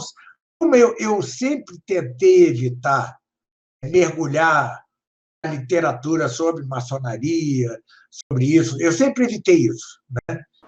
Porque acho que se a gente se aprofunda demais nisso, acaba fazendo mal, é uma sensação que eu tenho. Mas o fato é que eu não duvido, não, eu não estou contra o que você diz, não. Obrigado. ô professor, e aí eu queria puxar já outro assunto, né, que está bem interessante aqui. Aconselhamentos aos jovens, aos adultos também. Como fugir disso? E que tipo de arte, que tipo de conteúdo pode se consumir até certa medida? Como dosar isso? Porque as pessoas às vezes ficam perdidas. Elas ficam Se na me casuística, né? Ah, isso aqui específico, eu posso ver isso? Não sei. E também se me permite, porque que obras seriam boas para adquirir a maturidade, porque eu percebo que muitos desses animes acabam criando uma mentalidade pueril, ou seja, a pessoa acaba indo para uma mentalidade imatura, porque Por onde cria começar, né?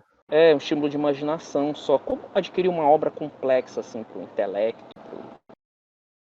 Se fala de. Veja, eu insisto naquilo, assim como aquele padre jesuíta fez esse maravilhoso livro, Lecturas Buenas e Malas, seria preciso fazer um livro, filmes bons e maus, né?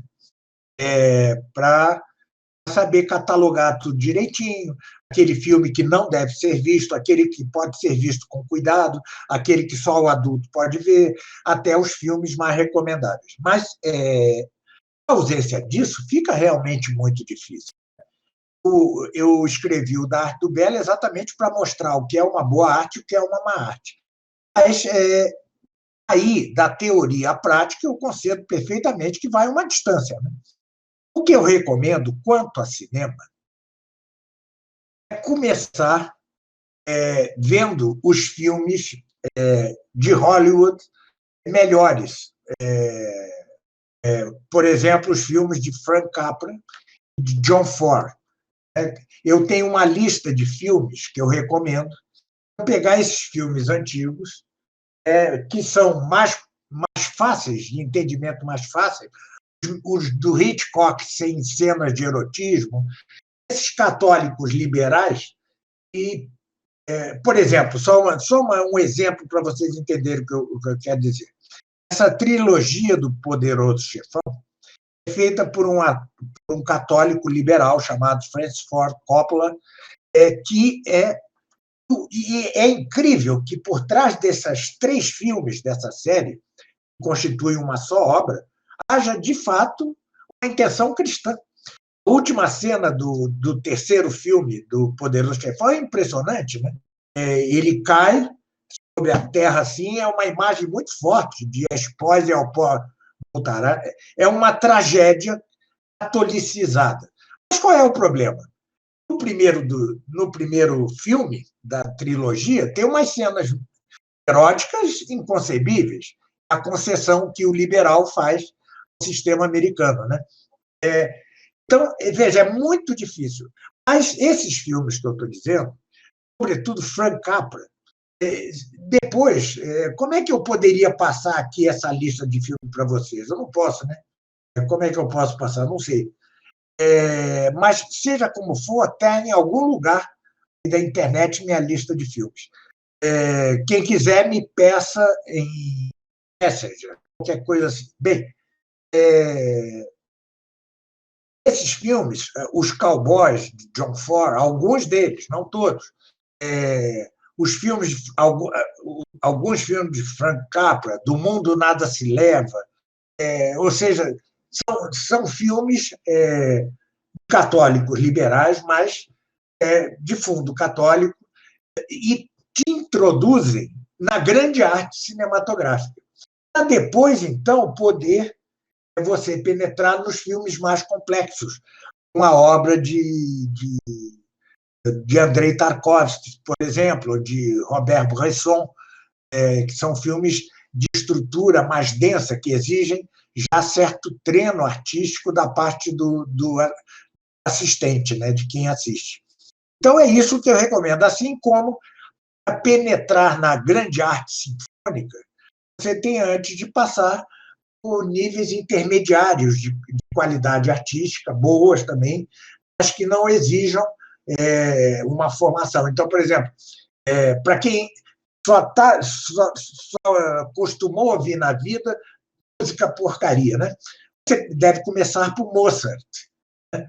Que é uma música mais leve, o adolescente gosta, as mulheres em geral amam Mozart, aquela música harmônica, bonita, etc. e tal, sem grande profundidade espiritual. Depois passa a Bach e tal, para realmente chegar a coisas mais complexas, como Anton Bruckner, por exemplo, ou Franz Schmidt. Então, é isso. Aos poucos, você não pode dar um salto grande e a pessoa vai rejeitar, né?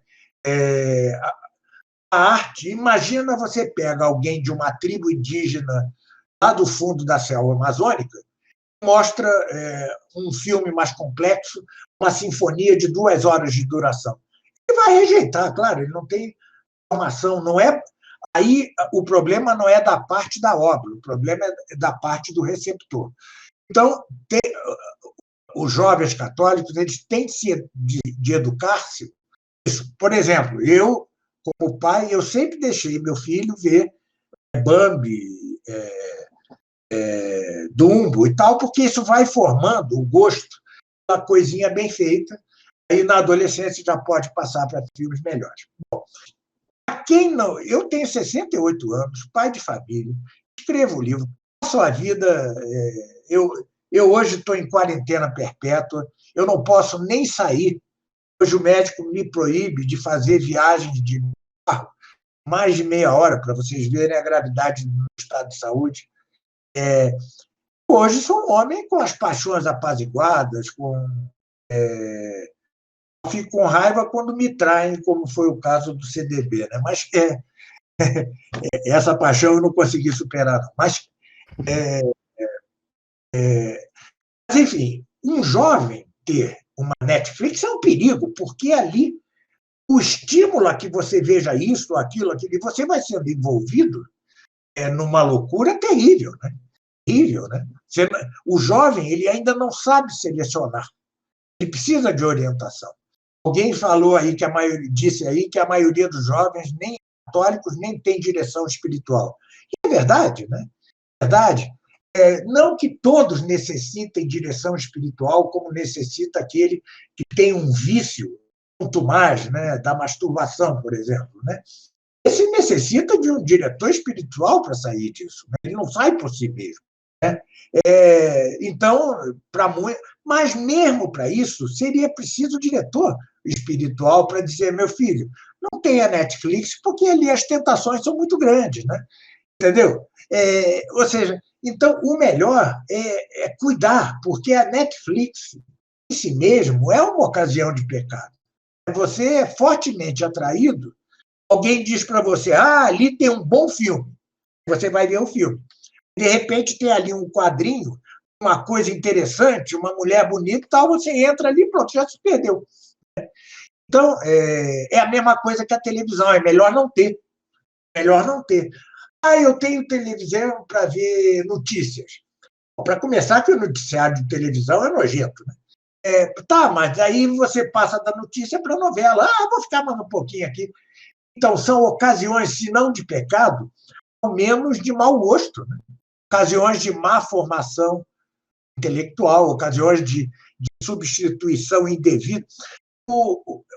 Vocês já devem ter ouvido falar muito dessa onda da formação do imaginário. Isso quem começou foi o Olavo de Carvalho. Isso é uma balela, isso é uma balela tremenda.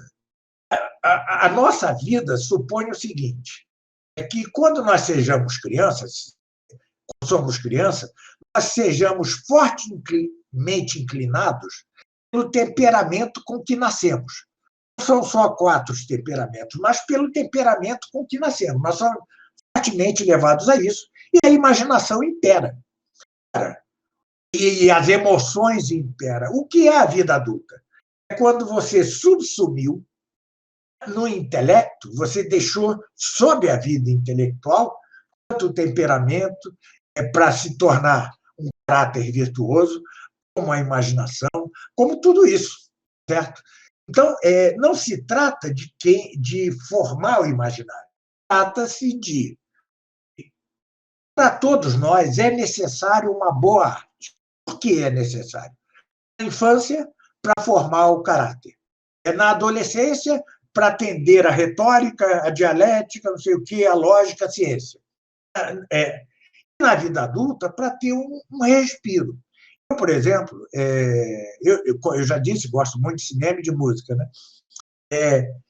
Eu chego a trabalhar 8 horas diárias escrevendo livros, né, ou gravando aulas. Eu tenho uma boa capacidade de trabalho, já tive mais até, mas hoje, com a doença, ainda bem que Deus está me deixando essa possibilidade de trabalhar 8 horas, 7 horas, 6 horas por dia. Mas, ao final disso, para mim, me faz um grande bem ouvir uma grande sinfonia, ver um grande filme, sabe? Me faz um bem tremendo. E eu acho que, para aqueles que estão se introduzindo no tomismo, na filosofia, isso também faz bem. Mas devem ser disciplinados, evitar ocasiões de pecado, evitar ocasiões, eu vou ver isso daqui só para distrair. Distrair nada. Enquanto você se distrai, a distração ela tem que ser boa, uma boa distração. Uma boa música, um bom cinema, isso sim, isso vale a pena. Relaxa o jovem quando ele está estudando tomismo, né? Relaxa, porque ele fica muito tenso, ele não consegue reproduzir aquilo que viu na minha aula, e eu digo para os alunos, mas é assim mesmo. Daqui a 10 anos é que você vai dar aula. Então é bom porque relaxa, te deixa dormir depois sem as coisas difíceis da filosofia, da teologia, ficar virando na cabeça, né? Senão você tem até pesadelo com essas coisas. Então, mas tem de ser disciplinado. Pela Netflix, a maioria, quase totalidade, chega a constituir-se ocasião de pecado, sim. Chega a constituir-se. Eu jamais deixaria meu filho ter uma Netflix. Que eu digo, olha, veja esse filme aqui bom na Netflix. Aí ele vai ver. Depois ele vai encontrar qualquer porcaria lá. Porque 99,9% dos filmes ali são filmes alinhados com a agenda mundial da Revolução Marcosiana, né? Fora que, professor, só uma coisa também, o tempo dessas ditas séries da Netflix também. E séries? Sim, dá uns 50 minutos cada episódio. E o que eu acho engraçado é o seguinte, essa juventude que diz que a missa é chata, que não dá pra assistir. Isso, missa Novos Ordos, eles dizem que é chata. Imagina se vissem a missa tridentina, né? Eles falam que é chata, que é monótona, que essa mesma juventude consegue ficar horas e horas na frente da TV vendo essas séries. Isso mostra uma imaturidade, porque a missa é mais uma contemplação do intelecto. Essas séries e esses filmes da Netflix que perdem horas e horas é mais da imaginação. Mostra quão pueril, quão realmente infantil é a nossa juventude atual. O André, aliás, você falando nisso, tome a missa tridentina cantada, etc. e tal, numa catedral gótica. Imagine essa situação. Você disse, o centro da missa é intelectual, né? Obviamente. Mas veja como as emoções e os sentimentos também são oferecidos pela missa no canto gregoriano, na beleza da arquitetura gótica, na beleza do vitral. Mas tudo isso, sentimento, imaginação, sob a direção do intelecto, né? O intelecto está no... E o resto vem... Santo Agostinho dizia uma coisa maravilhosa. E perguntava-se assim, qual é a missa litúrgica boa, né? Aquela que ajude o fiel a entregar-se ao sacramento, mas não aquela de que tão bela mexa tanto com os sentidos que faça o fiel afastar-se do sacramento. É isso, né? Agora, a dificuldade para mudar o mundo hoje, quanto a isso, é imensa, né? Quanto mais velho fico, menos tenho esperança, entendeu? No mundo, né? Entendeu? Porque é avassalador. Se houver uma recristianização do mundo, isso será por uma intervenção divina espetacular, entendeu? Porque vejam os antigos povos, o povo romano que acabou cristianizado, né? O povo romano que tinha algo, pelo menos seus melhores elementos, e tinha algo da lei natural mantido, né? E tinha algo. Você pega os bárbaros que derrotaram, né? Eles tinham um comanceio espiritual, eles tinham uma abertura para o divino, coisa. Não há nada de natural no mundo de hoje, é um mundo antinatural, contra a natureza, e não há o anseio do divino. Nós estamos no fundo do poço. Então, o que a gente pode fazer, o que eu tento fazer, é fisgar alguns peixes, né? Certo? E tentar orientar. Por isso escrevi da Arte do Belo, né? Por isso fiz aquela série de vídeos chamada As Artes do Belo, né? Que influencia as pessoas, etc. E faço minhas listinhas de filmes de tal, mas eu queria ter fôlego para um dia fazer assim, filmes bons e maus, né? Não sei se eu vou ter na vida, né? Mas não sei se vai me dar tempo, porque eu tenho projetos mais importantes, né? Eu vou anunciar quarta-feira um projeto editorial que eu acho que é importante, vai sair ainda este ano. E como eu não tenho a vida toda pela frente, porque eu morro, né? Vou morrer uma hora, eu tenho de priorizar as coisas. Mas o ideal é que houvesse alguém com conhecimento da arte do belo, com conhecimento do cinema, com profundidade nisso, para fazer um livro assim para orientar os jovens, né? Por onde começar. Eu já recomendo isso. Comecem pelos filmes de Frank Capra e pelos filmes de John Ford. Eles têm filmes ruins também. Mas peguem minha lista, olhem lá, esse filme é de Frank Capra, esse filme é de John Ford, e vão ver esses filmes. É uma maneira de se purgar, como diria Aristóteles, quanto à catarse da arte, né? E purgar todo aquele veneno que uma arte inoculou, entendeu? Uma arte inoculou. Essa arte grosseira, feia, esses desenhos animados de que vocês estão falando, essas séries, as novelas de TV, tudo isso é feio, é horroroso, é monstrengo, né? Só nós, vivendo num mundo que está tão achatado, né? Somos capazes de gostar dessas coisas, né? Só nós. Impossível que em outra época alguém gostasse disso. Então, é isso, ir aos pouquinhos, assim como não se deve, ninguém deve dizer, eu sou um estúpido, eu não entendo Santo Tomás. Claro, ou seja, teve uma má formação na infância, uma formação na adolescência, na juventude. Como é que você quer entender Santo Tomás? Vai levar aí 15 anos para entender. Então, não cobrar-se demasiado, mas no campo da arte, em particular na do cinema, que é a arte mais perigosa, primeiro, evitar ocasiões de pecado. Depois, ouvir já que não temos padres que orientem isso, porque são uma minoria de padres, há uma minoria de padres capazes de orientar isso, eles mesmos assistem séries da Netflix, então, ouvir os mais velhos, os mais, né, e tentar, pouco a pouco, superar suas próprias lacunas quanto à educação da arte, né? Eu acho também que, só uma coisa, professor, sobre essa questão que o senhor falou dos padres, é importante que, mas também, claro, tem fiéis que não têm o acesso, mas muitas vezes tem fiéis que eles têm acesso aos padres e acabam não os obedecendo, né? Acaba, por exemplo, eles dizem, não assista isso, porque tem coisas claramente morais, não quero que você assista, é ocasião de pecado, e mesmo assim o fiel vai lá e assiste. Então também não adianta de muita coisa, né? Tem que também, se você tem uma pessoa, o superior, você deve obedecer a ordem dele. Uma coisa também, uma coisa só. Mas você há de convir que o acesso aos bons padres é estreito, né? Não, com certeza, com certeza. Eu estou falando do caso das pessoas que têm acesso, das pessoas que têm possibilidade. Deixa-me só viver uma experiência. Eu, há uns 8, 10 anos, não lembro bem, fui chamado a dar uma semana de aula sobre o compêndio de teologia de São Tomás de Aquino, numa diocese do Paraná, eu não vou dizer o nome, e quando eu cheguei lá era impressionante, era um público de 250 pessoas, incluindo o bispo, todos os padres da diocese, todas as freiras, todos os monges, os leigos da diocese, os seminaristas, todo mundo, né? E eu falei, quando chegou na aula a falar do pecado, né? Nossa, eu criei uma celeuma, né? O padre levantou-se indignado, dizendo: o senhor quer nos escravizar a noção de pecado.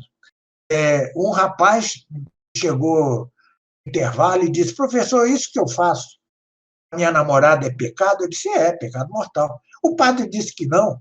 Ou seja, essa é a realidade dos católicos. Claro. Ou seja, você vê, o rapaz tinha boa intenção, ele veio me perguntar, né? Mas o padre dizia... Não, sim, com falar de pecado e acorrentar-nos ao pecado. Veja você, isso é um padre. Não. O bispo não aguentou 2 aulas, na terceira foi embora. Né? Eu percebo que assim, a gente tem muitos fiéis que precisam de uma boa orientação e temos fiéis que têm orientação e não aceitam a orientação. Então, quer dizer, a gente está numa situação meio perdida mesmo. Verdade. Agora, ao mesmo tempo, é um risco para jovens que não têm vocação religiosa, né? Não têm vocação monástica. É um risco também privar-se de toda e qualquer arte, porque isso estiola o espírito, né? Isso esgarça o espírito. Você não tem um refresco. Um santo, eu já não lembro quem mas um grande santo disse: Deus nos deu o vinho e a música para nos dar um refresco aqui nessa vida, nesse vale de lágrimas. E é verdade. Né? Embora eu não beba o vinho, eu reconheço que não há nenhum pecado tomar vinho comedidamente. Então, você tem... Se você não tem vocação religiosa, você deve ter algum acesso à arte. Isso não esgarça o espírito e não dá a secura, em geral, dá. Isso dentro dos mosteiros acontece muito, né? O monge começa com uma vida de fervor impressionante, né? De repente é assaltado demoniacamente pela assídia, né? Você tem a assédia ou assídia. Você tem a preguiça espiritual, né? Você não quer mais rezar, não quer mais participar dos ofícios, te dá um cansaço, né? Isso nos mosteiros, onde naturalmente não se pode ver filmes, né? Mas essa assídia, essa assédia pode dar também nos leigos. E os leigos têm isso para sanar. Ele pode ouvir uma boa música, ele pode ver um bom filme. O problema é que hoje, sobretudo na área do cinema, sem uma direção espiritual, ou sem, pelo menos, que o jovem se mire no espelho de alguém mais experiente e tal, isso se torna ocasião de pecado. Né? Entendeu? Esse é o problema do cinema. Pio XII tinha total razão. É uma grande arte malograda, né? Então, é difícil decidir, né? E quanto aos que têm algum padre com que conversar, é isso mesmo que você disse, deve segui-lo. Claro que o padre pode exagerar aqui ou ali, não interessa, siga-o, entendeu? E depois, quando você tiver maturidade suficiente, você vai ver por si mesmo o que deve seguir ou não. Mas, no início da vida espiritual, a direção é muito importante, sobretudo num mundo como o atual, né? O atual, que é um mundo que chama ao pecado. E na Idade Média o mundo já chamava ao pecado, imagina hoje, né? Então, mesmo que exagere aqui e ali, se você tem acesso a um bom padre, não siga, né? Não siga. Você não vai morrer. Vai morrer por seguir algum exagero, mas pode morrer para a vida eterna e não seguir. Então, é isso. Eu sempre sonhei em fazer um livro sobre cinema, mas eu receio que esteja além das minhas forças, né? O da Arte do Belo me consumiu de maneira impressionante. Eu escrevi aquele calhamaço em 4 meses e meio, 5 meses, viajando. Eu me lembro que o ponto final no livro, eu mandei de um hotel em Aracaju, Sergipe, né? Para vocês verem. Então, eu não sei, eu tenho 3 ou 4 livros que são muito importantes para lançar ainda, mas se me sobrar um tempinho na vida, eu faço isso sobre cinema e eu acho que vai ajudar. Mas, desde já, recomendo isso. Veja os filmes de Frank Capra, eu recomendo. Veja os filmes do John Ford, eu recomendo, que são de mais fácil acesso. E fiquem, vejam isso, não todo dia. Você não deve ver filme todo dia.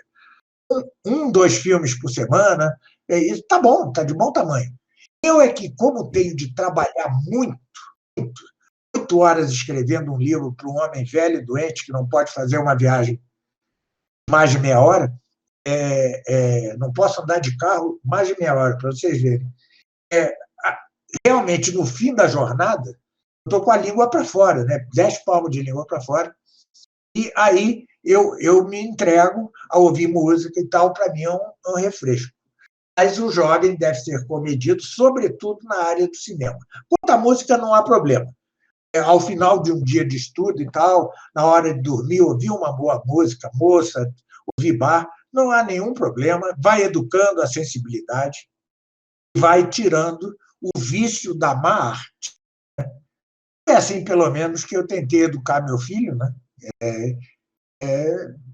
Ou seja, ninguém canta vitória antes da hora, mas parece que, quanto ao essencial, deu certo. Ele está na adolescência, uma idade muito difícil, mas, quanto ao principal, parece que ele está educado, né? Ele não é atraído por nada imoral, nada.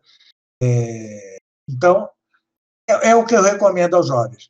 Nós todos somos filhos, não só do pecado de Adão e Eva, mas somos filhos de uma época horrorosa, de cores apocalípticas. Não estou dizendo que o fim do mundo é amanhã, hein? Pelo amor de Deus. A coisa que eu mais combato no curso sobre Apocalipse é isso. Quem sabe a data do fim, não tem nem ideia. Mesmo que nós vivamos sob o anticristo, ainda assim, quem diz que Deus não vai dar séculos e séculos depois do anticristo? Ninguém sabe. Eu tenho minhas hipóteses, cada um pode ter sua hipótese, pode até expressá-la, mas não se tente marcar data, né? Mas vivemos num mundo que tem tinturas apocalípticas, né? Tem cores apocalípticas. Acho que era o velho Fedeli, dizia, acho que era ele, né? E é como uma rolha, né? Você não pode manter a rolha muito tempo embaixo d'água, que ela vai subir para cima d'água, porque isso é da sua natureza. Assim também, não é possível viver com tanta coisa contra a natureza como se vive hoje no mundo. Uma coisa avassaladora, impressionante, né? Os católicos, muito mal formados, a maioria deformada pelo neomodernismo vitorioso no Concílio Vaticano II, deformada por 1000 fatores, deformada por uma má arte, deformada por meios de comunicação iníquos, né? É um terror. Nós vivemos sob terror, né? E isso nos é dado por Deus, porque, como dizia São Pedro em sua carta, em uma de suas epístolas, façam boas obras para que se cumpra a sua eleição, a sua predestinação. Ou seja, os que se salvam nestes últimos tempos salvam-se em meio a sacrifícios imensos, né? Em meio a ocasiões de queda inauditas, como nunca houve na Idade Média, né? Mesmo no início da apostasia, né? Hoje as ocasiões de pecado, de deformação da mente, do coração, são tremendas. Então é isso. Tentem, evitem ocasiões de pecado, não tenham Netflix, não tenham televisão, não assistam à televisão. Não venham com isso de que eu vou ver noticiário. Que noticiário? Para quê? Para saber que Bolsonaro continua dizendo as mesmas bobagens? Não, ou seja, ou para saber que a esquerda quer tomar o poder, a gente já sabe disso tudo. Não precisa assistir nada. E tem o uso comedido do cinema. O YouTube oferece esses filmes que eu disse. Hoje todo mundo sabe baixar esses programas de baixar filmes e tal. Baixa os filmes bons que introduzam, e não muito difíceis, que introduzam na grande arte, né? Aos pouquinhos, né? Mas, sobretudo, mantém uma vida de estudos. O estudo nos afasta do pecado, né? A vida de estudos substitui as séries da Netflix. A série da Netflix obriga o sujeito a seguir o próximo capítulo, a próxima não sei o quê. O estudo também. Você, quando estuda, vai ficar com uma dúvida. Temos todos de Adão e Eva, então houve incesto, né? O incesto, sei lá como se diz, entre os filhos de Adão e Eva. Bom, isso é uma dúvida. Aí você vai ter que se aprofundar, se aprofundar, se aprofundar. Então, a vida intelectual, ela substitui as novelas e as séries da Netflix com muita vantagem. Bom, espero que tenha ajudado. Bom, professor, acredito que o senhor esgotou o tema. Assim, na medida do possível, né? Dentro do tempo que a gente tem. Eu queria só deixar claro aqui, antes da gente encerrar, primeiro a importância do tema. E deixar claro que a intenção aqui não é, de forma alguma, cair numa espécie de puritanismo, que muitas vezes acusam a gente, né? Vocês querem escravizar os outros, vocês querem tirar a diversão dos outros, vocês são moralistas, né? Não é isso. Na verdade, como o senhor falou, a gente caminha para o fim. Não sabemos se está mais perto ou mais longe, mas a gente caminha. E a intenção aqui é como que jogar um anzol, né? Para que os poucos que possam compreender a mensagem que está sendo dita saiam dessa situação, que se interesse, que comece a ter uma luz, né? E eu queria novamente agradecer ao senhor, né? Eu estou falando aqui porque o nosso apresentador, o Semaguinho, está com um problema aí em casa. Então eu tomei o lugar dele. Então eu vou agradecer em nome de todo mundo aqui do Trad Talk. Novamente a sua participação, a sua disposição. O tempo que o senhor tomou para falar com a gente foi muito bom. Foi muito interessante o tema. Poderia se falar há muito tempo, né? Muito. Mas não somos imortais. E eu queria dizer por último que se dependesse de mim, professor, o senhor viveria 200 anos. Muito obrigado. Agora, é muito bom lhe ouvir. Olha só, eu estou à disposição. Isso para mim é um prazer. Eu gosto de falar com jovens. Eu imagino que a maioria de vocês seja jovem. Eu gosto muito de falar com jovens. Gosto mesmo, né? Isso para mim assim como ver um filme ou ouvir uma sinfonia no final de uma jornada de trabalho, para mim é um refresco, né? Conversar com vocês, para mim, aqui também não é nada demais, é um refresco, né? Eu falo aqui tranquilamente, não tenho a obrigação, como tenho na escola tomista, de ater estritamente ao tema da aula, né? Ou seja, porque se trata de um curso, eu tenho de cumprir um programa e tal. Então, para mim é um prazer. Sempre que vocês quiserem que eu participe, para mim é um grande prazer. Tá bom? Estou sempre à disposição e domingo é um dia de prazer também, um dia de lazer, né? De lazer, desde que esse lazer tenha conveniência com o dia do Senhor. Né? Sim, exatamente. A nossa intenção aqui também é não obviamente, adentrar com muita profundidade, mas sempre estar fazendo uma conversa agradável, para que as pessoas se interessem e vão atrás, né? E procurem, inclusive, o material que o senhor disponibilizou nos seus livros, no seu curso, que é muito edificante. Eu acho que as pessoas têm que ir atrás disso, né? Muito obrigado. Bom, no mais, muito obrigado, professor. Boa noite ao senhor. Abraço a todos e tenham uma boa noite. Boa noite, professor.